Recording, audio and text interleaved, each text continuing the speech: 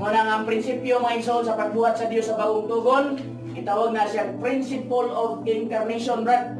Ang pasabutan na ang Dios mubuhat pinaagi sa tao. So bisan pagamhanan ang Dios, dako ang Dios siyang nagbuhat sa tibuok kalibutan. Kung walay tao musugot niya, walay mahimo. Amen mga igsoon? Yes. Kung teka tinuod ba, na walay mahimo ang Dios, Dios man siya. Tinuod. Sa pagluwas niya kang dito sa kanang kung isunog ba? Sa Sodoma o sa Gomora. Sa pagluwas niya kang Lot o sa iyang pamilya. Pwede raguton niya luwason dito brad. Pero manong niduol man gid siya kang Abraham.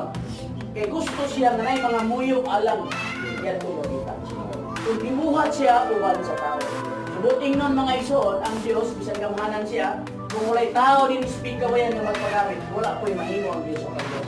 Di man siya pwede mo na over pa sa Dios, balik kung siya magsangiya ko ng ako. Hindi na makita.